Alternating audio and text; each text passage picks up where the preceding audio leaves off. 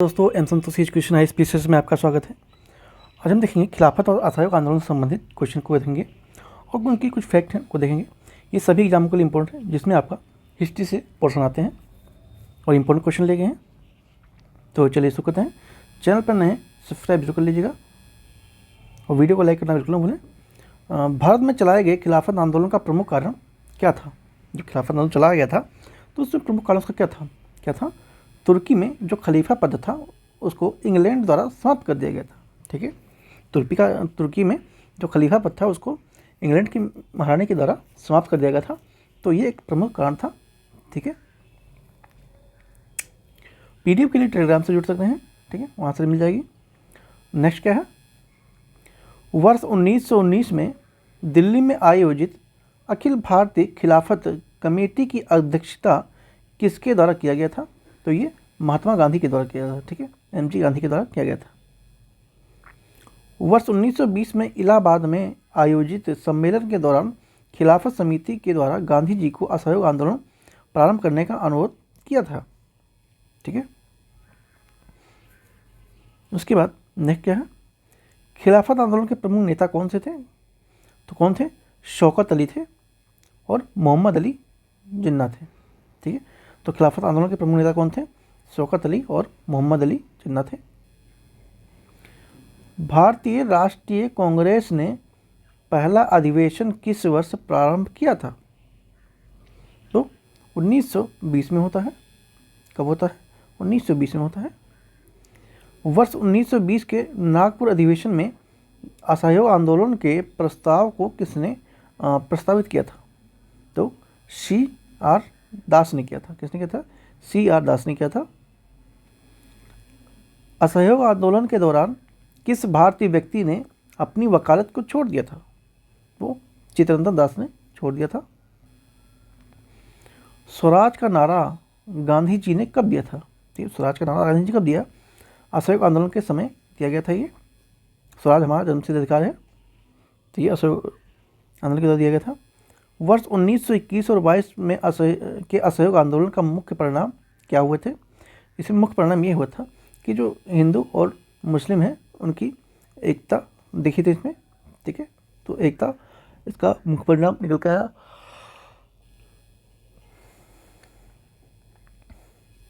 और साथ में असहयोग आंदोलन के दौरान महात्मा गांधी ने जो उनको केसरे हिंद की उपाधि दी गई थी उसको उन्होंने त्याग दिया था। ठीक है, केसरे हिंद की उपाधि उन्होंने त्याग दिया गया था।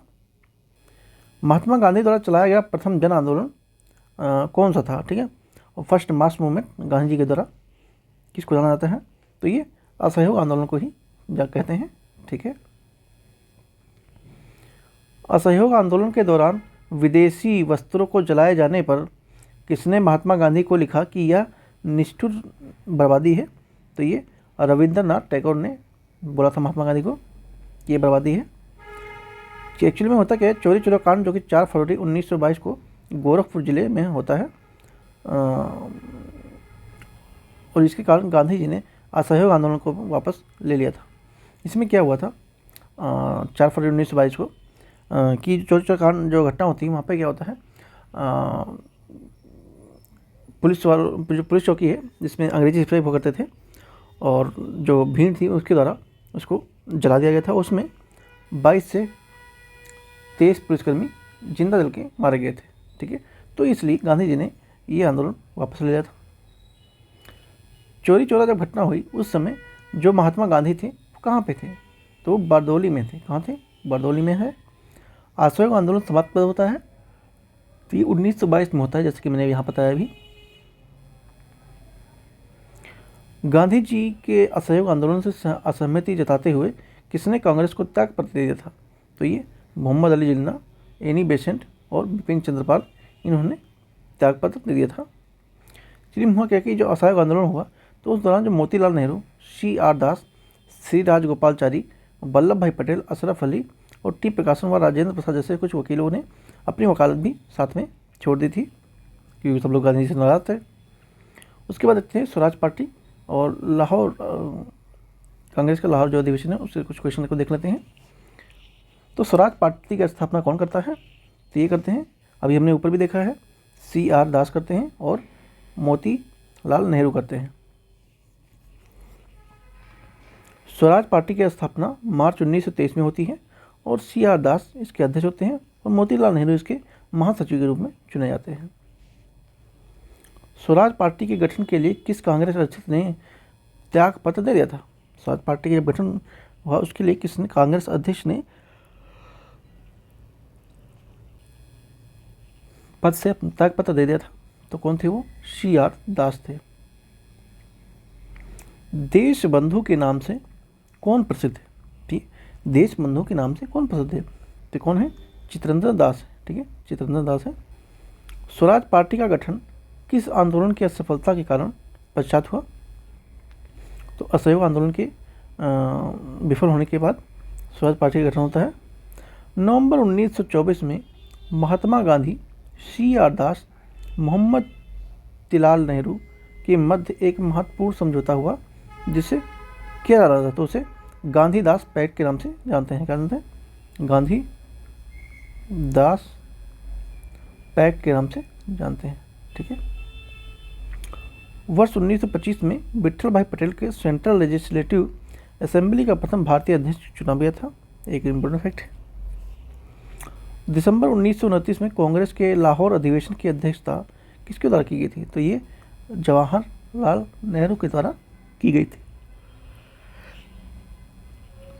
पूर्ण स्वराज का प्रस्ताव कांग्रेस के लाहौर अधिवेशन में किस वर्ष पारित किया गया था? तो ये 1929 में पारित होता है। लाहौर अधिवेशन क्या होता है कि 31 दिसंबर 1931 की मध्य रात्रि को कहाँ पे? रावी नदी के तट पे कांग्रेस के जो अध्यक्ष थे जवाहरलाल नेहरू ने भारतीय स्वतंत्रता का प्रतीक तिरंगा झंडा फहराया था। कांग्रेस कार्य समिति द्वारा पूर्ण स्वाधीनता दिवस किस दिन मनाया जाता है? तो ये 26 जनवरी 1930 को मनाया जाता है। नेहरू रिपोर्ट कांग्रेस से किस अधिवेशन में निरस्त घोषित कर दी गई थी? तो ये लाहौर अधिवेशन में, जो कि 1929 में होता है। ठीक है, यहाँ पे कुछ इंपॉर्टेंट क्वेश्चन और फैक्ट हैं जो आपको बताना जरूरी था। अगर आप लोगों को चीज़ें समझ आ गई हुई तो वीडियो देखने के बाद सब्सक्राइब जरूर करेंगे और कमेंट में सुझाव जरूर देंगे। वीडियो को लाइक करना बिल्कुल ना भूलें। तो मिलते हैं नेक्स्ट पार्ट में। Thank you so much.